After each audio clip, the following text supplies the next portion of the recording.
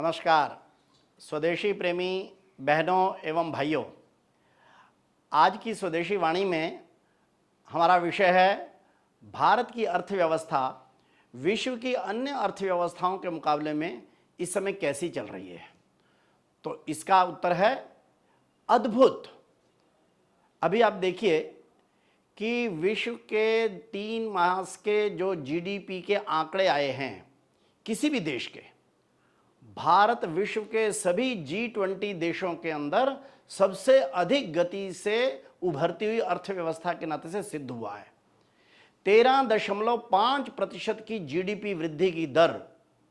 वास्तव में क्या हो रहा है कि दुनिया के जो अर्थशास्त्री हैं वो इस पर हैरान हो रहे हैं कि भारत में क्या हो रहा है। इस तिमाही के जो चीन के आंकड़े हैं केवल 0.6% की वृद्धि है, 0.6%।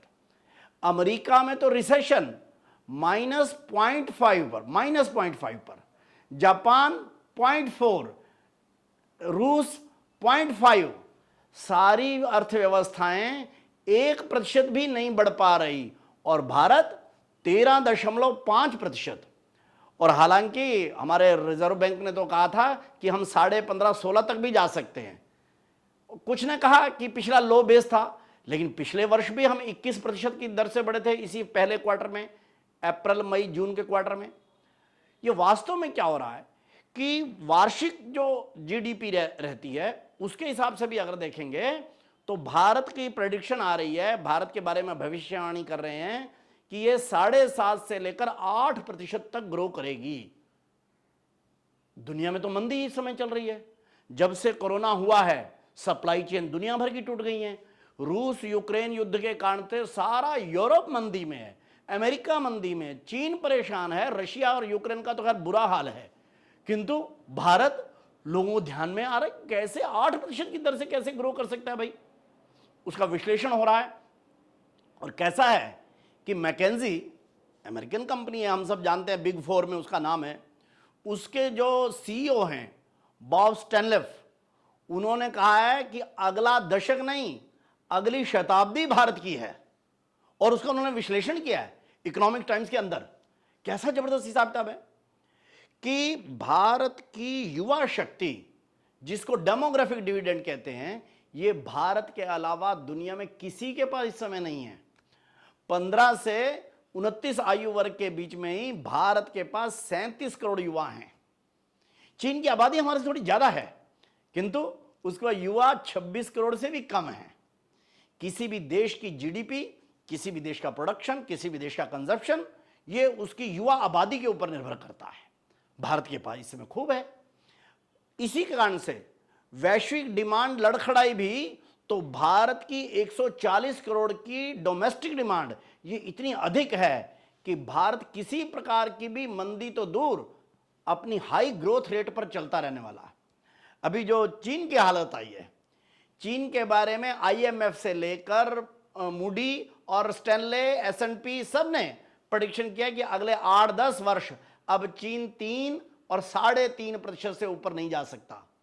कल ग्लोबल टाइम्स ने कैसा वो दिया है, ग्लोबल टाइम ने दिया है पहली बार कि क्या भारत चीन के मुकाबले में आगे बढ़ सकता है, नहीं बढ़ सकता।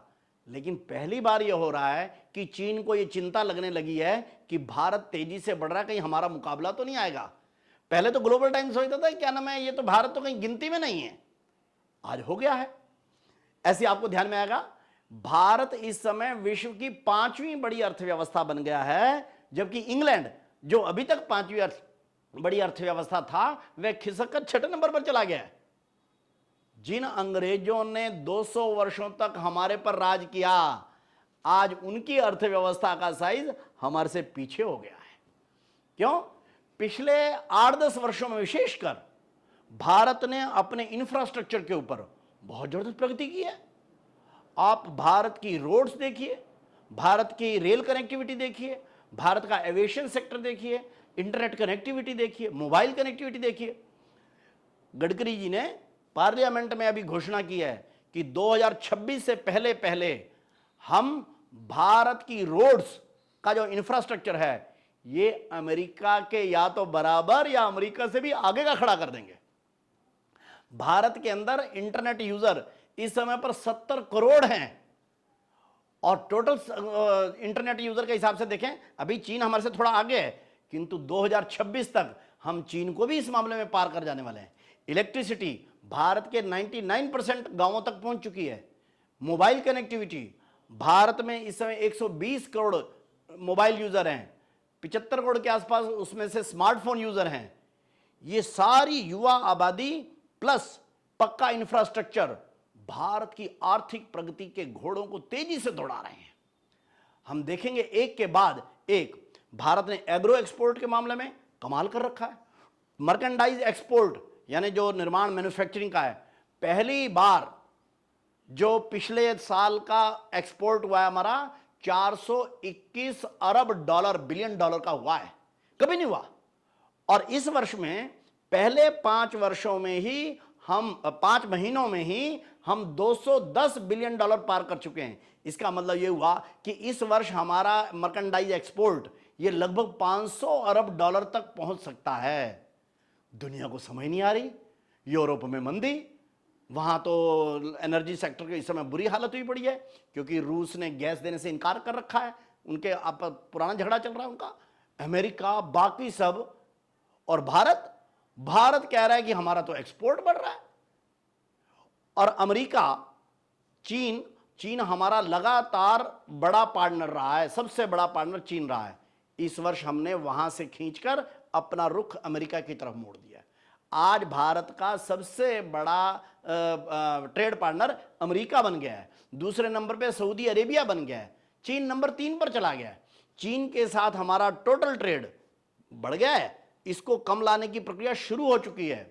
और जैसे चीन से दुनिया भर की इंडस्ट्री वहां से भाग रही है, पहले वियतनाम, इंडोनेशिया की तरफ जा रही थी, और वो वापस भारत की तरफ जो है वो आने लगी है। इसको भी ध्यान करना चाहिए। इसके कारण से आज भारत की स्थिति क्या है?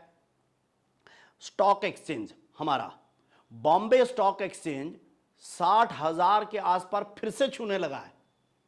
पीछे जब ये यूक्रेन रूस का युद्ध चला, भारत से जो पैसा था वो फॉरेन इन्वेस्टर्स ने लगातार तेजी से निकाला। एक बार तो 51,000 पे हमारा सेंसेक्स आ गया। लगा कि भारत का फॉरेन एक्सचेंज रिजर्व का क्या होगा, रुपए पर प्रेशर बढ़ गया, इसलिए रुपया जो है डॉलर के मुकाबले में 80 रुपए छू गया। किंतु भारत ने स्मार्ट मूव किया। भारत ने कहा ये स्टॉक एक्सचेंज किस लिए है? हमारे रिजर्व बैंक ने महंगाई को काबू करने के लिए और रुपए की वैल्यू को बचाए रखने के लिए स्टॉक एक्सचेंज में से डॉलर को बाहर निकाला, रुपए का खरीद किया, डॉलर को बाहर निकाला। उसके कारण से यह हो गया कि हम अपने रुपए को डॉलर के मुकाबले में 80 रुपए की लिमिट से नीचे रखने में कामयाब हो पा रहे हैं। जापान का येन, चीन की रेनबीबी, यूरोप का यूरो, रशिया का रूबल, सारे डॉलर के मुकाबले में 7.5-8% डिवेल्युएट हुए हैं। लेकिन रुपया हम 6.5 पौने 7 से अंदर डिवेल्युएशन में रख पाए हैं। दुनिया भर में हम जुड़े हुए हैं, इसलिए डिवेल्यूएशन तो होना है, लेकिन दूसरे देशों के मुकाबले में भारत का रुपया उनके मुकाबले में कम हुआ है। पाकिस्तान के साथ तो तुलना ही ना करते। पाकिस्तान का रुपया इस समय पर डॉलर के मुकाबले में 230 रुपए पर हुआ पड़ा है। बुरा हाल है दुनिया की छोटी बड़ी अर्थव्यवस्थाओं का। अगर विश्व में कोई चमकती हुई अर्थव्यवस्था कोई है तो वो इस समय पर भारत है। भारत में ये जो युवा शक्ति, भारत का इंफ्रास्ट्रक्चर और भारत का नेतृत्व, इन तीनों के कारण से आप ये देखिए यूपीआई का ट्रांजैक्शन होता है हमारे यहां पर प्रति मास 622 करोड़ ट्रांजैक्शन हो रहा है हमारे यहां पर। और यहां आपको बताऊं, अमेरिका और चीन का मिलाकर जो वो ट्रांजैक्शन है वो इस समय पर लगभग 500 करोड़ ट्रांजैक्शन है। हमारा अकेले का 625 करोड़ 622 करोड़ का ट्रांजैक्शन है। क्यों? क्योंकि भारत ने अपनी डिजिटल इंफ्रास्ट्रक्चर इतना फास्ट, इतना बड़ा कर लिया है। कोरोना हुआ, कोरोना के कारण से हमारा इंफ्रास्ट्रक्चर पक्का था, इसलिए किसको कोरोना का इंजेक्शन लगाया और उसको डबल डोज कब लिए, हमारे तो फोन पर एसएमएस पे आता था। आपको जानकारी में रहे, अमेरिका तक में सिंपल कंप्यूटर से निकाली हुई एक कागज की चिट जेब में रखनी पड़ती थी कि आपकी पहली डोज कब लगी है, सेकंड कब लगनी है, बूस्टर डोज कब लगनी है। आज भी क्यों? उनका ऐसा डिजिटल प्रक्रिया बन ही नहीं पाई, अमेरिका की नहीं बन पाई। आज भी वहां का जो ट्रांजैक्शन का वो है, वो मास्टर कार्ड और वीजा के ऊपर ज्यादा निर्भर है।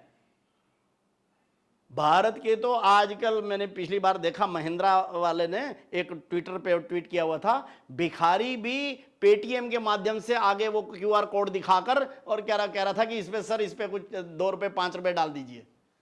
ये भारत की स्थिति हो गई है। आज चाय वाले जाओ, ऑटो वाले जाओ, सारे यूपीआई और इस पर कर रहे हैं। ऑनलाइन में अभी ओएनडीसी हम उतार रहे हैं अपना, ऑनलाइन कंज्यूमर डेवलपमेंट हम उतार रहे हैं अपना। इसके कारण से जैसे यूपीआई में ट्रांजैक्शन हो रही हैं, ऐसे अमेजॉन और फ्लिपकार्ट के मुकाबले में हम अपना लोकल और कंज्यूमर बेस बढ़ाने वाले हैं। दुनिया में अद्भुत होने वाला है। भारत की ये तीनों चारों चीजों के साथ साथ जुड़ा है भारत का नेतृत्व। इसमें ध्यान में आया होगा आपके कि जिस समय पर तेल की कठिनाई हुई, रूस यूक्रेन का युद्ध हुआ, तेल की कठिनाई हुई, भारत ने स्मार्ट मूव की। हम यूरोप और अमेरिका से भी दोस्ती बनाए रखे और ऐसे समय पर रूस से सस्ता तेल, कितना दुनिया में तेल का रेट चल रहा था $105 प्रति बैरल, हमने रूस से लिया है $55, आधा से भी कम, $52 प्रति बैरल। क्यों? रूस के साथ हमारे संबंध थे। यूरोप चिल्लाया, अमेरिका चिल्लाया, लेकिन भारत ने कहा हमारी अपनी नीति है। एक तो रूस से हम संबंध नहीं बिगाड़ सकते, दूसरा हमारी अर्थव्यवस्था को रखने के लिए हम लोगों ने तेल का आयात करना चाहिए। और उसके कारण से भारत में तेल के रेट, दुनिया भर परेशान हुई, यूरोप अमेरिका सब परेशान हुआ। भारत यूक्रेन रूस वार के बाद भी तेल के मुकाबले में कहीं परेशान नहीं हुआ। ऊपर से हमारी इंटरनल स्ट्रेंथ थी, जीएसटी के कारण से। आज हर महीने जीएसटी कलेक्शन 1,40,000 करोड़ रुपए तो मिनिमम आता है। 1,62,000 करोड़ भी हुआ। कई विरोधी कह रहे थे जीएसटी भी फेल है। अरे कैसा फेल है? अब सब चुप है कि 1,40,000 करोड़ कलेक्शन। हमारा तो ये 90-92 हजार से ऊपर नहीं आता था। GST is a grand success in India, Bharat में। तो भारत के नेतृत्व, भारत का इंफ्रास्ट्रक्चर, भारत की युवा शक्ति और भारत का अंदर का सिस्टम, हमारे आरबीआई के शशिकांत दास गवर्नर ने कहा कि भारत का फाइनेंशियल सिस्टम, भारत का बैंकिंग सिस्टम इतना स्ट्रांग है कि भारत को अगले 20-30 सालों में एक स्ट्रांग ट्रैजेक्टरी पर हम ले जाने के लिए तैयार हैं। आज इंग्लैंड में वहां की नई बनी प्रधानमंत्री, उसने अपनी टॉप प्रायोरिटी में कहा है कि भारत जो है उसका सबसे बड़ा मित्र देश होने वाला है। अमेरिका हो, रूस हो, आपस में लड़ेंगे पर कहेंगे भारत तो हमारा मित्र है, वो रहेगा। जर्मनी का यूरोप हो अथवा कोई अन्य देश, भारत तो हमारा मित्र है। और यहां तक आपको बताऊं, इस समय चीन के विदेश मंत्री और चीन के राष्ट्रपति के पिछले 4 महीने के बयान देखिए। नहीं नहीं, हम तो भारत और वो पुरानी सभ्यताएं इकट्ठे मिलके कर रहे हैं। आज वो भी हमारे को जो है क्या नाम है, चाहता है चीन कि एक सीमा से ज्यादा मैं भारत के साथ पंगा नहीं लूं। क्यों? भारत उभरती हुई ताकत ऐसी है। इस नाते से हम कह सकते हैं भारत का समय आ गया है, हमारा समय आ गया है भाई। और मैकेंजी के हिसाब से भी अगले दशक नहीं, अगली सेंचुरी हमारी है। हम उसकी तैयारी करें।